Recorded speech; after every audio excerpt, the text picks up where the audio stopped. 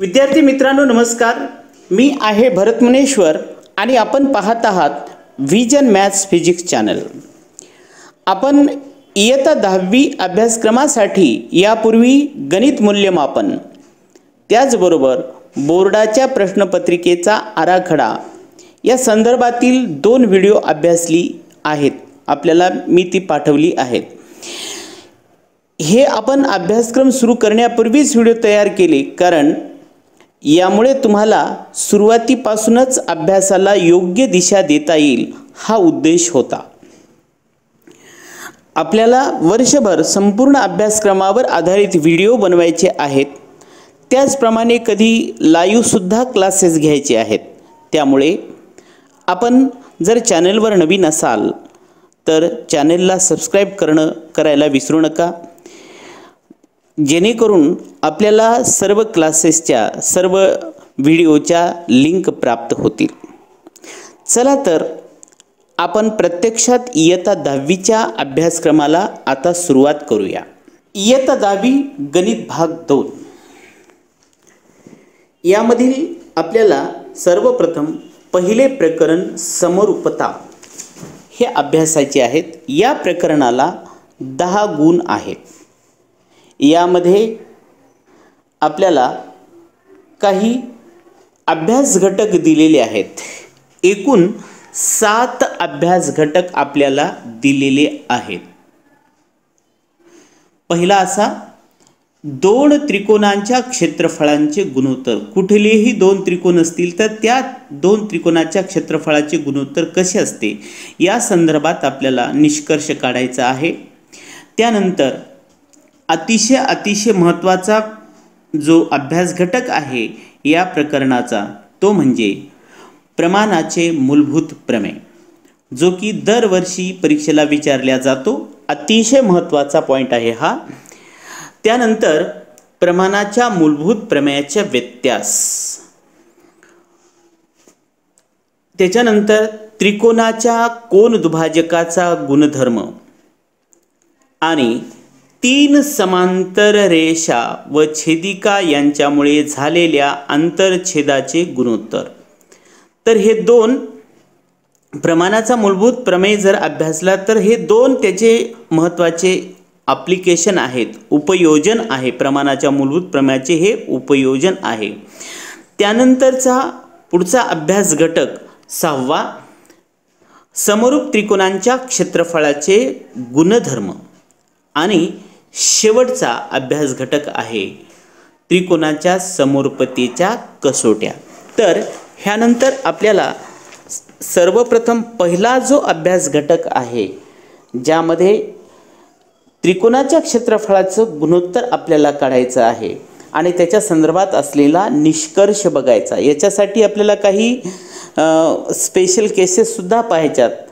ते 2 त्रिकोण कसे असले म्हणजे क्षेत्रफळ कसं असेल, तर ही संकल्पना अतिशय महत्त्वाची आहे आणि सुरुवातीची आहे। आपण भूमितीमध्ये म्हणजेच गणित भाग 2 मध्ये संकल्पना व्यवस्थित समजून घेतल्या तर आपल्याला कुठल्याही प्रकारचे उदाहरण सोडवण्यासाठी अडचण येत नाही, किंवा कुठल्याही कृती सोडवताना सुद्धा प्रमेय सिद्ध करत असताना अडचणी येत नसतात। त्यामुळं सर्व संकल्पनाचं आपण दृढीकरण करून घ्यायचं, म्हणजे आपल्याला कुठल्याही प्रकारची गणित भाग 2 मध्ये अडचण येणार नाही। चला तर मग पहिला अभ्यास घटक बघा। याच्यामधला आपण पहिला अभ्यास घटक पाहणार आहोत, 2 त्रिकोणांच्या क्षेत्रफळाचे गुणोत्तर। मी या ठिकाणी 2 त्रिकोण काढलेत। एक आहे एबीसी त्रिकोण, दुसरा आहे पीक्यूआर, ज्यामध्ये बीसी हा पाया, एडी ही उंची आहे। या त्रिकोणामध्ये क्यूआर पाया आणि पीएस ही उंची आहे। आता आपण वापरलेल्या संकल्पनेचा विचार करू, म्हणजेच त्रिकोणाच्या क्षेत्रफळाचे सूत्र याचा विचार करू, कारण आपल्याला त्रिकोणाच्या क्षेत्रफळाचं गुणोत्तर घ्यायचं आहे। या त्रिकोणाचे क्षेत्रफळ काढण्यासाठी आपल्याला सूत्र वापरून याची किमती ठेवाव्या लागतील। नंतर या त्रिकोणाचे क्षेत्रफळ काढण्यासाठी सूत्र वापरून ते किमती ठेवाव्या लागतील। म्हणजेच थोडक्यात आपल्याला सूत्र माहित असणे आवश्यक आहे आणि सूत्रानुसार त्याचं क्षेत्रफळ काढावं लागेल आणि क्षेत्रफळ काढल्याच्या नंतर त्याचं गुणोत्तर घेता येतं। मग पहिली पायरी आपण काय करू, या त्रिकोणाच्या बाबतीत एरिया ऑफ ट्रायंगल एबीसी म्हणजेच एबीसीचे क्षेत्रफळ, सूत्र आपल्याला माहितीच आहे 1/2 पाया गुणिले उंची. आता पाया माहित झाला आपल्याला, याचा बीसी आहे आणि उंची आहे एडी.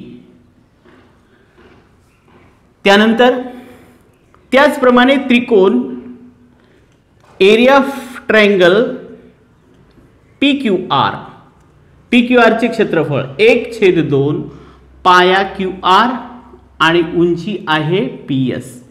हे झालं दुसरं सूत्र. आता पहा, हे सूत्र वापरलं आपण. BC आणि AD याच्या काहीतरी किमती असतील, त्यानुसार याची काहीतरी किंमत येईल. पण या क्षणी हे दोन त्रिकोणाचे क्षेत्रफळ आहेत. आता त्याचं गुणोत्तर घ्यायचंय आपल्याला. म्हणून या त्रिकोणाचं क्षेत्रफळ छेद या त्रिकोणाचं क्षेत्रफळ म्हणजे दोन त्रिकोणाच्या क्षेत्रफळाचं गुणोत्तर. तर एरिया ऑफ ट्रायंगल ABC छेद एरिया ऑफ ट्रायंगल PQR म्हणजे या दोन त्रिकोणाच्या क्षेत्रफळाचं गुणोत्तर. मग आता हे समान आहेत. या बाजूला जी क्रिया केली याचं गुणोत्तर घेतलं, याचंही गुणोत्तर घ्यावं लागेल. म्हणून हे गुणोत्तर घेऊ 1/2 BC गुणिले AD छेद 1/2 QR गुणिले PS. आता आपण 1/2 कॅन्सल करू. काय शिल्लक आहे, एरिया ऑफ ट्रायंगल ABC त्रिकोण ABC चे क्षेत्रफळ छेद त्रिकोण PQR चे क्षेत्रफळ बरोबर आहे BC गुणिले AD छेद QR गुणिले PS. काय मिळाला त्याच्यामध्ये तुम्हाला लक्षात आलं असेल, हे आहे या दोन त्रिकोणाच्या क्षेत्रफळाचं गुणोत्तर. दोन त्रिकोणाच्या क्षेत्रफळाचं गुणोत्तर कसं आहे, त्याचा पाया व संगत उंची, पाया व संगत उंची यांच्या गुणाकाराच्या गुणोत्तरा एवढं असतं. म्हणून आपल्याला या शब्दामध्ये सांगता येईल दोन त्रिकोणांच्या क्षेत्रफळांचे गुणोत्तर हे त्यांचा पाया व संगत उंची यांच्या गुणाकाराच्या गुणोत्तरा एवढे असते. हे अतिशय महत्त्वाचं कन्क्लुजन आहे. ठीक आहे. आता याच्यामध्ये आपल्याला याला जनरली कसं लिहिता येतं, समजा ह्या पहिल्या त्रिकोणाचे क्षेत्रफळ A1 आहे, दुसऱ्या त्रिकोणाचं क्षेत्रफळ A2 आहे, पहिल्या त्रिकोणाचा पाया B1 आहे, पहिल्या त्रिकोणाची उंची H1, दुसऱ्या त्रिकोणाचा पाया B2, दुसऱ्या त्रिकोणाची उंची H2. मग आपल्याला काय सांगता येईल, हे झालं दोन त्रिकोणाच्या क्षेत्रफळाच्या गुणोत्तराचं सूत्र. काय कन्क्लुजन मिळालं, दोन त्रिकोणांच्या क्षेत्रफळाचे गुणोत्तर हे त्यांचा पाया व संगत उंची यांच्या गुणाकाराच्या गुणोत्तरा एवढे असते. आता याच्यामध्ये आपण काय करूया, काही स्पेशल केसेस विचारात घेऊ. काय होईल की उंची समान असेल तर, एक उंची समान असताना, उंची समान असेल तर काय होईल पहा बरं. उंची समान असलं म्हणजे ही उंची आहे, हे PS ही उंची आहे, पहिल्या त्रिकोणाची उंची AD, दुसऱ्या त्रिकोणाची उंची PS, हे समान आहेत. समान इथं जसं समान 1/2 कटून गेलं तसं हे समान आहे, म्हणजे याची किंमत सारखी आहे, म्हणजे हे कटून गेलं, कटून जाईल. म्हणजे फक्त काय राहील, पाया राहील, फक्त याचा पाया आणि याचा पाया, या त्रिकोणाचा पाया हा, या त्रिकोणाचा पाया हा.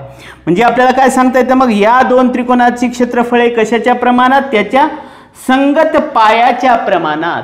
म्हणून आपण असं लिहू शकतो की उंची समान असेल तर उंची सुद्धा कटून जाईल, म्हणजे पायाच राहील. म्हणून या दोन त्रिकोणाची क्षेत्रफळे हे त्यांच्या संगत पायाच्या प्रमाणात असते. म्हणून इथं कन्क्लुजन लिहू, समान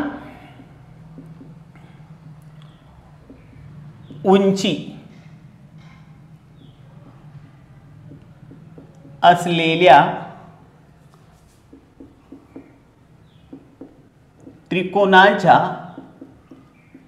त्रिकोणांची क्षेत्रफळे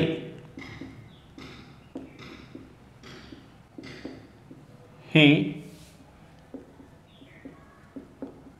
त्यांच्या संगत पायांच्या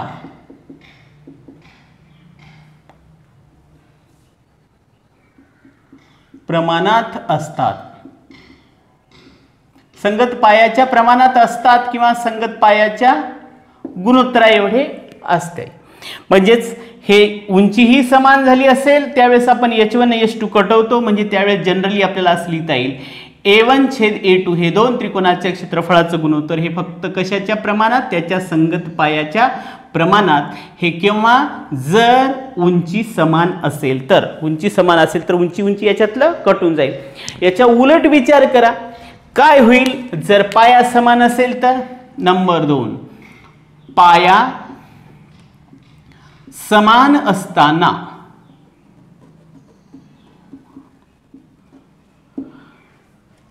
असताना काय होईल, आता उंची समान असताना उंची कटली, पाया समान असताना पाया कटून जाईल. पाया कटून गेल्यानं काय राहतं, फक्त उंची राहतं. म्हणून या दोन त्रिकोणाचे क्षेत्रफळाचं गुणोत्तर कशाच्या प्रमाणात, त्यांच्या संगत उंचीच्या प्रमाणात.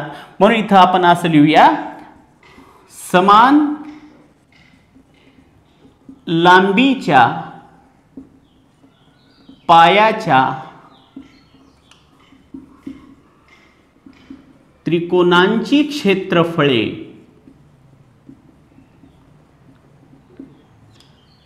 हे त्यांच्या संगत उंचीच्या प्रमाणात असतात किंवा संगत उंचीच्या गुणोत्तरा एवढे असते. ठीक आहे. तर पाया आणि उंची हे आपण या ठिकाणी आपण विशिष्ट प्रकारे स्पेशल केसमध्ये विचार केला. उंची समान असताना त्या दोन त्रिकोणाचं क्षेत्रफळ पायाच्या प्रमाणात, पाया समान असताना त्या क्षेत्रफळ उंचीच्या प्रमाणात. जनरली आपल्या या ठिकाणी सुद्धा काय लिहिता येईल सूत्र, a1/a2 बरोबर आहे काय लिहिता येईल इथं, h1/h2. या ठिकाणी काय समान आहे, पाया समान आहे. आता असाही विचार करू आपण, उंची समान पायाही समान, त्यावेळेस काय होईल, आपल्याला माहिती आहे उंची समान असली की हे उंची कटून जातं, पाया समान असेल तर हे पाया सुद्धा कटून जातं. दोन्हीही कटून जाईल म्हणजे काहीच राहणार नाही, म्हणजे एक राहील, 1/1. म्हणजे त्या दोन त्रिकोणाचं क्षेत्रफळ कसं असतं, एकास एक असतं. हे आपल्याला तिसऱ्या केसेसमध्ये सुद्धा सांगता येतं. पाया व उंची समान असताना त्या दोन त्रिकोणांच्या क्षेत्रफळांचे गुणोत्तर एकास एक असते. एकास एक असते म्हणजे नेमकं काय होतं, इथं एक म्हणजे याचा तिरपा जर गुणाकार केला तर ते क्षेत्रफळ कसं दिसतं, समान असतं. आणि असायला पाहिजे दोन त्रिकोणाचा पायाही समान आहे, उंचीही समान आहे, क्षेत्रफळ सुद्धा कसं असायला पाहिजे, समान असायला पाहिजे. म्हणून असं सांगता येईल, म्हणजेच दोन त्रिकोणांची क्षेत्रफळे समान असतात. तर ह्या अतिशय महत्त्वाच्या सुरुवातीच्या संकल्पना आहेत. भूमितीमध्ये लक्षात ठेवा, आपल्याला जर संकल्पना क्लिअर कट समजल्या तर भूमिती अवघड जात नाही. म्हणजे गणित भाग 2चे हे जे काही प्रकरणं आहेत, बऱ्याच विद्यार्थ्याला हे अवघड का जातं, संकल्पना क्लिअर होत आहेत आणि संकल्पना क्लिअर जर झाले नाही तर त्याच्यावरचा आपल्याला उदाहरणं सोडवता येत नाही, कृती सोडवता येत नाहीत. म्हणून संकल्पना व्यवस्थित क्लिअर करा. स्टार्टिंगपासून आपल्याला कुठल्याही प्रकारची अडचण येणार नाही. तर हे स्टार्टिंगचं पहिल्या पॉईंटच्या ह्या सर्व संकल्पना आहेत. आपण या संकल्पनेचा आधार घेऊन पुढच्या पिरियडमध्ये याच्यावर आधारित कृतीचा अभ्यास करणार आहोत. तर ह्या संकल्पना आपण पुन्हा पुन्हा अभ्यासून पुन्हा पुन्हा व्हिडिओ पाहून त्या क्लिअर कराव्यात, वहीमध्ये लिहून ठेवाव्यात, जेणेकरून कधीही तुम्हाला अडचण येणार नाही. आणि व्हिडिओ आवडला तर लाईक करायला मात्र विसरू नका.